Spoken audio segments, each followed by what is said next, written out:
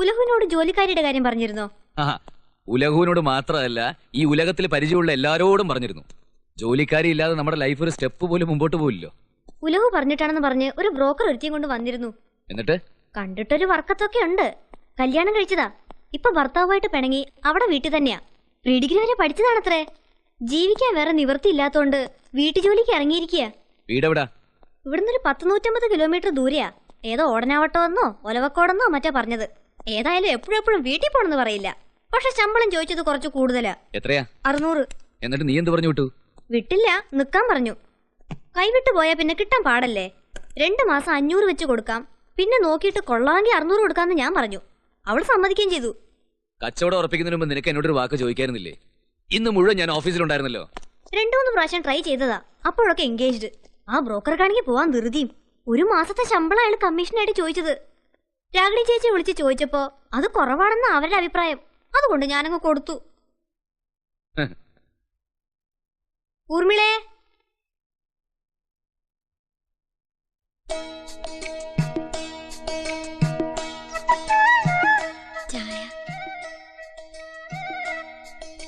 ചായ കുടിച്ചിട്ടാണോ വന്നത്? എന്നാ മേടിച്ചു കൂടി.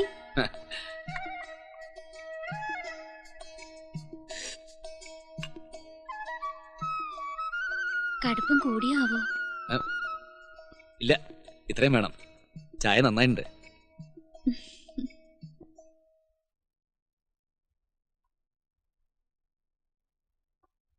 അസലായിട്ടുണ്ട്. അമ്മ മരിച്ചേ പിന്നെ ഇത്ര രുചിയുള്ളൊരു പയർതിയിൽ ഞാൻ കഴിച്ചിട്ടേ ഇല്ല. സമാധാനായി. ഇനി ഇവളെ പറ്റിയും ചേട്ടൻ എന്തെങ്കിലും പരാതി പറയുന്നുള്ള പേടിയിലിരിക്കുന്നു ഞാൻ. നല്ല കൈപ്പുണ്യ. കുറച്ചു നാളെങ്കിലും നിന്നാ മതിയായിരുന്നു. എന്താ നിക്കില്ലേ? വീട്ടില് പ്രാരാബ്ദം കഷ്ടപ്പാടെന്നൊക്കെ പറഞ്ഞത്. അതെ, അറിഞ്ഞാ 100 പേരുണ്ടാവും കൊത്തിക്കൊണ്ടു പോവാൻ. എഞ്ചിനീയർമാർക്കും ഡോക്ടർമാർക്കും ഒന്നും ഈ നാട്ടിൽ ഒരു പഞ്ഞമില്ല. വീട്ടു ജോലിക്കാർക്കാ പഞ്ഞം. അതുകൊണ്ട് ചേട്ടൻ ദുർമുഖം കാട്ടി ഓടിക്കാതിരുന്നാ മതി. നല്ല കൈപ്പുണ്യം വൃത്തിയാക്കണെങ്കിൽ ഞാനെന്താ ദുർമുഖം കാണിക്കുന്നത്? തീയല് ഇഷ്ടായി തോന്നുന്നു. കുറച്ചുകൂടി വിളമ്പട്ടെ? തീയല് മാത്രമല്ല, എല്ലാ കറികളും അസലായിട്ടുണ്ട്. വിളമ്പിക്കോളൂ.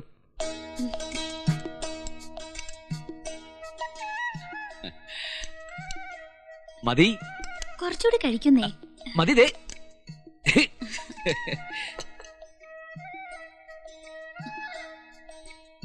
നാളെ ബ്രേക്ക്ഫാസ്റ്റിനെ ഇഡ്ഡലിയും തേങ്ങാ ചമ്മന്തിയും പോരെ?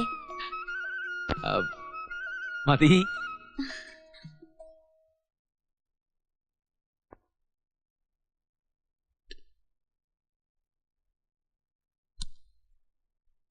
അല്ല, കിടക്കുന്നില്ലേ? കുറച്ച് കഴിയട്ടെ, ഇത്തിരി കൂടി പണിയുണ്ട്. ഓഫീസിൽ വെച്ച് വരയ്ക്കുന്ന പോരെ വീട്ടിലും വേണോ വരപ്പ്? ഓഫീസിൽ ഡിസ്കഷനും മറ്റുമല്ലേ നടക്കൂ. ഇവിടെ ആവുമ്പോ ഇത്തിരി സ്വസ്ഥതയുണ്ട്. ദേ, നീ ഒന്ന് നോക്കിയേ, ഈ പ്ലാൻ എങ്ങനെയുണ്ട്? ഇതൊന്നും കണ്ട എനിക്ക് മനസ്സിലാവത്തില്ല. വീട് കണ്ടിട്ട് വേണേ പറയാം കൊള്ളാവോ ഇല്ലയോന്ന്. അതാർക്കാ പറ്റാത്ത? ഒന്ന് ശ്രമിച്ചാൽ ആർക്കും മനസ്സിലാക്കാവുന്നേ ഉള്ളൂ. ഭർത്താവിന്റെ പ്രൊഫഷനിൽ ഭാര്യയുടെ സജഷൻസ് ഉള്ളത് എപ്പോഴും നല്ലതാ. ഇത്രയും കാലം ഞാൻ ഉണ്ടായിട്ടൊന്നുമല്ലല്ലോ ചേട്ടൻ എസ്റ്റാബ്ലിഷ് ആയത്. ഇനി അങ്ങനെ തന്നെ മതി. രാത്രി ഇരുട്ടിയിരിക്കുന്ന ശീലം ഉണ്ടെങ്കിൽ കടിഞ്ചായും മറ്റും വേണമെങ്കിൽ ഇടാം. അല്പം കിട്ടിയ തരക്കേടില്ല. വീടിന്റെ പ്ലാനല്ലേ വരയ്ക്കണത്? ഞാൻ നോക്കിക്കോട്ടെ ചേച്ചി. അതിനെന്താ, നോക്കിക്കോ. 2-3 ബെഡ്റൂം, എല്ലാം അറ്റാച്ച്ഡ്. ഇത് എത്ര സ്ക്വയർ ഫീറ്റ് വരും? 1800. അപ്പോ ഒരു 10 ലക്ഷത്തിനടുത്ത് വരും അല്ലേ? എന്നാലും കുഴപ്പമില്ല, നല്ല ഫാഷനാ. ഇതുപോലൊരു വീട് നമുക്ക് സ്വപ്നം കാണാൻ നോക്കുവോ? കടഞ്ചായി ഇപ്പൊ കൊണ്ടുവരാം. ഇവക്ക് എന്തെങ്കിലും കുഴപ്പമുണ്ടോ? കുഴപ്പോ? അവള് മിടിക്കുക.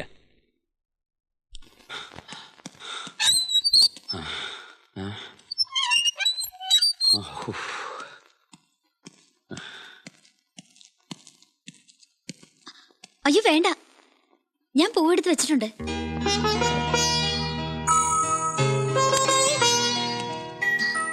ഇന്നലെ ചേച്ചി പറയണ കേട്ടു, ചെറിയ തൊണ്ടയടപ്പുണ്ടെന്ന്. ഇന്ന് ചൂടുവെള്ളത്തിൽ കുടിച്ചാൽ മതി. പത്രം വായിച്ചു കഴിയുമ്പോഴേക്കും ഞാൻ ചൂടുവെള്ളം റെഡിയാക്കാം.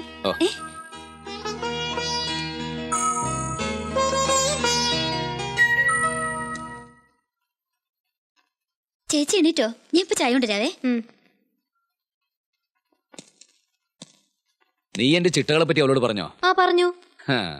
ചുമ്മാതല്ല, ഞാൻ വിചാരിച്ച നല്ല ജോലിക്കാരികളെ കിട്ടുന്ന ഇപ്പൊ മനസ്സിലായില്ലേ? മറ്റേ പത്രം വന്നില്ലേ? എന്നാ പിന്നെ അത് വായിച്ചാ പോരെ?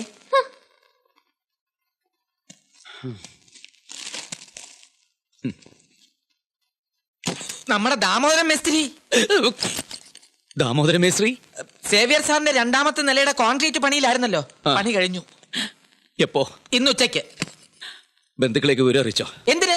മേസ്ത്രി എവിടെ നിൽപ്പുണ്ട്. അടുത്ത കോൺക്രീറ്റ് പണി എവിടെയാണെന്ന് സാറിന്റെ അടുത്ത് ചോദിക്കാൻ പറഞ്ഞു. നിന്നോട് ഞാൻ പലവട്ടം പറഞ്ഞിട്ടുള്ള മനുഷ്യനെ ഞെട്ടിക്കുന്ന പോലെ സംസാരിക്കരുത്. ഒരു അർജന്റ് മാറ്റർ ആയതുകൊണ്ട് അതിന്റെ സീരിയസ്നെസ്സോട് കൂടി പറഞ്ഞു. അതിൽ പേടിക്കാൻ എന്തിരിക്കുന്നു? അതൊക്കെ പോട്ടെ, പുതിയ ജോലിക്കാരി എങ്ങനെയുണ്ട്? കുഴപ്പമില്ല. ഫാമിലി പ്രോബ്ലംസ് ഒക്കെ ഒരുവിധം സോൾവ് ആയി കാണൂല്ലേ? സോൾവ് ആയി.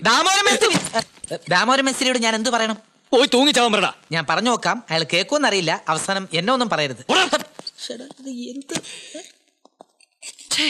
ശവം. ഇത് പണിയൊന്നും ഇവിടെ നീങ്ങുന്നില്ല. അത് വിഷ്ണുട്ടിയേ, ഇതെന്നാ ചാക്കില്? സിമെന്റാ? കുറച്ച് ബാക്കിയുണ്ട്.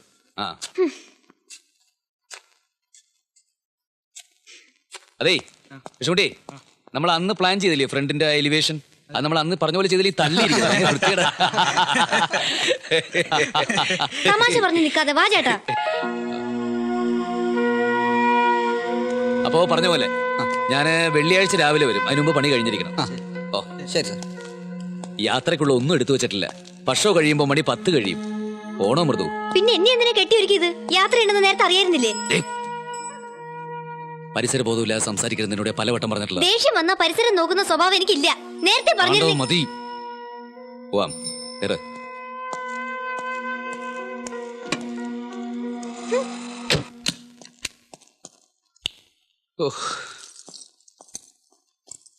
അയൺ ബോക്സ് ഒന്ന് കുത്തിവെക്ക്. ഇനി തേപ്പൊക്കെ കഴിഞ്ഞ് എപ്പോഴാണോ കിടന്ന് ഉറങ്ങുക? ഒന്ന് തഞ്ചപ്പെട്. കാത്തിരുന്ന് ഒരു സിനിമയ്ക്ക് പോയതിന് ഇത്രയും പീഡനം വേണോ? ആ സിനിമ ഇന്ന് തന്നെ കാണും. നിനക്ക് എന്തായിരുന്നു ഇത്ര നിർബന്ധം? ഈ ആഴ്ച റിലീസായ പടമല്ലേ? ടൂറൊക്കെ കഴിഞ്ഞ് വന്ന് സമാധാനമായിട്ട് കണ്ടാ പോരായിരുന്നോ? യാത്രയ്ക്ക് ഒരുങ്ങുമ്പോ തന്നെ എനിക്ക് ഭയങ്കര ടെൻഷനാ. പെട്ടിയിൽ ഇനി എന്താ വെക്കേണ്ടെന്ന് നോക്കിയട്ടെ.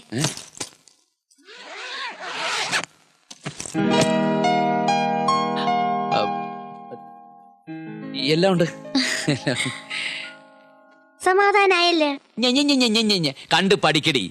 പെണ്ണുങ്ങളായി അങ്ങനെ അറിഞ്ഞു പെരുമാറണം. ഓ പിന്നെ നിന്റെ പുല്ല് കോപ്പടപാട്. സാറ് പുറപ്പെടാൻ നേരായി. ഒരു ദൂരയാത്ര പോകേണ്ടതാ. ദുശകനം ഉണ്ടാക്കാതെ അകത്ത് കയറിയിരിക്കെ.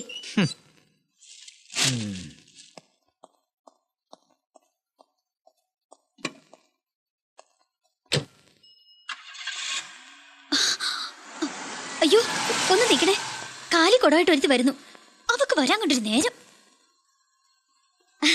ചേച്ചി ഒന്നിങ്ങോട്ട് വരുമോ? ഒന്ന് ഇവിടെ നിൽക്കണേ. ഒന്ന് ഇനി പൊയ്ക്കോളൂ. ചെന്നാൽ ഉടനെ വിളിക്കണേ, അല്ലെങ്കിൽ ചേച്ചി വിഷമിക്കും.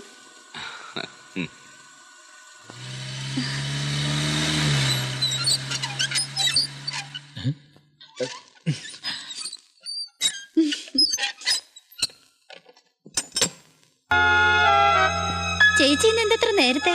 സാറിപ്പോ പോയതേ ഉള്ളൂ.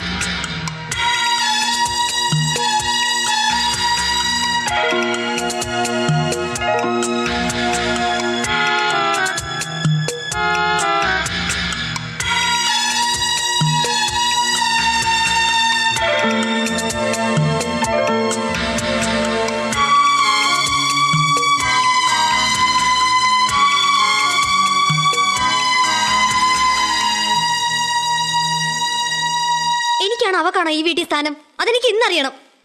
അതിലെന്താ അത്ര സംശയം? നിനക്ക് തന്നെ പിന്നില്ലാണ്ടാർക്കാ? എന്നെ അങ്ങനെ മണ്ടിയാക്കാന്ന് കരുതണ്ട. ഞാനൊന്നും കാണുന്നില്ലെന്ന വിചാരം. നീ എന്ത് കണ്ടെന്നാ? എന്തോ മനസ്സിൽ വെച്ചോണ്ടാ നീ അവളോട് പെരുമാറുന്നത്. ഇവിടത്തെ ശീലങ്ങളുമായിട്ട് ഇണങ്ങി കിട്ടിയ ഒരുത്തിയ.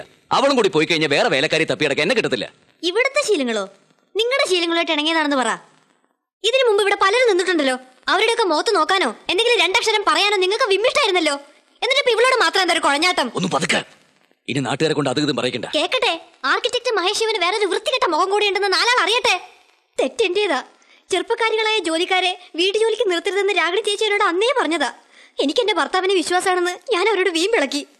എന്നിട്ട് അവര് പറഞ്ഞത് ശരിയായില്ലേ? എന്ത് ശരിയായെന്നാ? ഇത്രയൊക്കെ ആയിട്ട് സമ്മതിക്കാൻ തയ്യാറല്ലല്ലേ? സൗന്ദര്യമുള്ള വീടുണ്ടാക്കിയിട്ട് കാര്യമില്ല. സത്യസന്ധമായ ഹൃദയം, അതാ ആദ്യം വേണ്ടത്. നീ ഇത്രയും പറഞ്ഞ സ്ഥിതിക്ക് ഇനി ഞാൻ ഒരു സത്യം പറയാം. ഞാൻ വിവാഹ ജീവിതത്തെ കുറിച്ച് എന്താണോ ആഗ്രഹിച്ചത് അതെന്റെ ഭാര്യയെന്ന് എനിക്ക് കിട്ടിയിട്ടില്ല. എന്റെ ഇഷ്ടാനിഷ്ടങ്ങൾ മനസ്സിലാക്കി എന്റെ ദിനചര്യകളിലും പ്രൊഫഷനിലും സത്യസന്ധമായ വിമർശനങ്ങളും അഭിപ്രായങ്ങളും നടത്തുന്ന എന്തും പരസ്പരം ഷെയർ ചെയ്യാൻ പറ്റുന്ന ഒരു ജീവിത പങ്കാളിയാണ് ഞാൻ ആഗ്രഹിച്ചത്.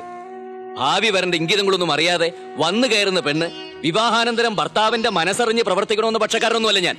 ഞാൻ എന്താണ്, എന്റെ ചിട്ടയും താല്പര്യങ്ങളും എന്താണ്, കുടുംബജീവിതത്തെ കുറിച്ചുള്ള എന്റെ സങ്കല്പങ്ങൾ എന്താണ്, ഇതൊക്കെ പലതവണ ഞാൻ നിന്നെ പറഞ്ഞ് ബോധ്യപ്പെടുത്താൻ ശ്രമിച്ചതല്ലേ. പക്ഷെ അതൊക്കെ നീ ഒരു ചെവി കൂടെ കേട്ട് മറ്റേ ചെവി കൂടെ കളയുക ചെയ്ത്. ഞാൻ കുടുംബജീവിതത്തിൽ എന്താണോ ആഗ്രഹിച്ചത് അത് ഇവിടുത്തെ വേലക്കാരിയെ ഊർമിള മനസ്സിലാക്കി. ദിവസങ്ങൾ കൊണ്ട് എന്റെ ഇഷ്ടവും ഇഷ്ടക്കേടുകൾ അവൾ തിരിച്ചറിഞ്ഞു. അതനുസരിച്ച് അവൾ എന്റെ കാര്യങ്ങൾ ശ്രദ്ധിച്ചു, എന്നെ പരിചരിച്ചു. ഒരു ഭാര്യയെന്ന് ഞാൻ എന്താണോ ആഗ്രഹിച്ചത് അത് ഇവിടുത്തെ വെറും വേലക്കാരി എനിക്ക് കിട്ടിയില്ലേ. കിടപ്പറ പങ്കിടാൻ വേണ്ടി മാത്രം ഒരു ഭാര്യ എനിക്ക് ആവശ്യമില്ല. അതെനിക്ക് നേരത്തെ ബോധ്യായി. നിങ്ങളുടെ മനസ്സിൽ ബോധിച്ചത് അവളാണെങ്കിലേ അവളുടെ കൂടെ കഴിഞ്ഞാൽ മതി.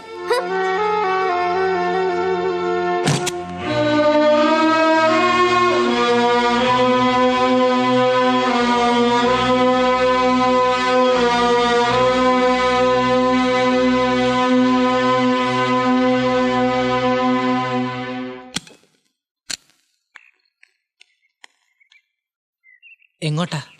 ഞാൻ എന്റെ വീട്ടിലേക്ക് പോവുക. നിങ്ങളുടെ സംസാരമെല്ലാം ഞാൻ കേട്ടു. എല്ലാം മൃദുലയുടെ തെറ്റിദ്ധാരണയാ. എന്തിനും പരിഹാരം ഉണ്ടാക്കാം. പരിഹാരം ഉണ്ടാക്കാൻ താനാരാ? സുപ്രീം കോടതി ജഡ്ജിയോ? പോട്ടെ, തടയണ്ട.